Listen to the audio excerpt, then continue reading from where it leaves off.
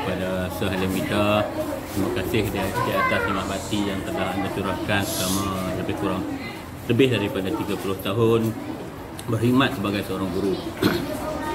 Jadi di sini saya ingin mengucapkan selamat berbahagia bersama ahli keluarga, dan insyaAllah saya juga akan menyusul lebih kurang 2 bulan dari sekarang. Terima kasih. Saya mengucapkan selamat bersara kepada Cikgu Halim. Semoga terus berbahagia di atas persaraan ini. Tiada apa yang dapat kami berikan, hanyalah sekalung doa. Semoga dengan persaraan ini Cikgu Halim terus berbahagia. Sekian, terima kasih.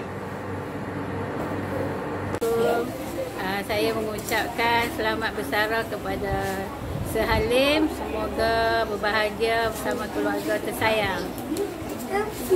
Mula.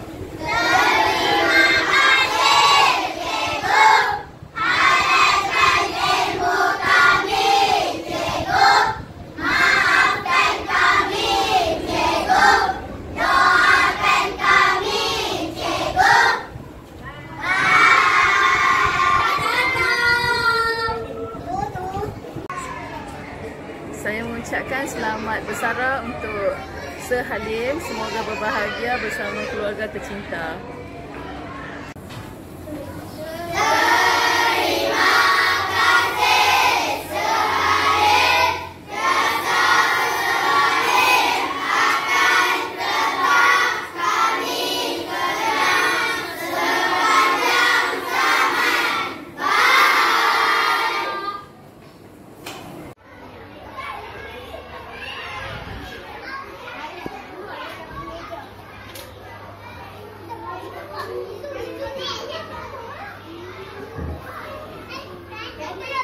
Assalamualaikum, Sir. Selamat bersara, Sir. Semoga dikatakan usia happy always. Terimalah pantun daripada kami. Tuai padi, antara masak. Esok jangan layu-layuan. Dan kami antara nampak. Rindu-rindu. Selamat bersara, Sir.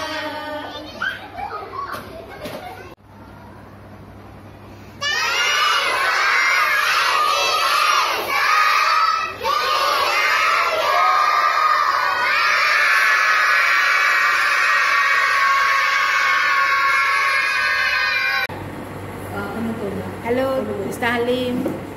I would like to wish you all the best in your future, and thank you very much for all the service given in our school. I hope you will have a very nice retirement with your family. Enjoy yourself, have a good holiday, take a good rest, and have a good life. Bye-bye. Saya mengucapkan selamat bersara kepada Cikgu Halim.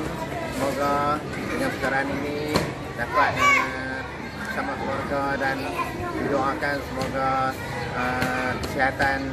mendapat kesihatan yang lebih baik. Dan kami mengucapkan terima kasih Cikgu. Terima kasih Cikgu. Sekian, terima kasih. Selamat pagi Sehalim. Semoga Sehalim sentiasa sihat di samping keluarga tersayang. Diharapkan Sehalim berehat dan gembira selalu. Terimalah serangkap pantun dari saya. Tuai padi antara masak, esok jangan layu-layuan. Intai kami antara nampak, esok jangan rindu-rinduan. Sekian, terima kasih daripada saya. Kami ucapkan selamat bersara kepada Sehalim. Semoga berbahagia di dunia dan di akhirat.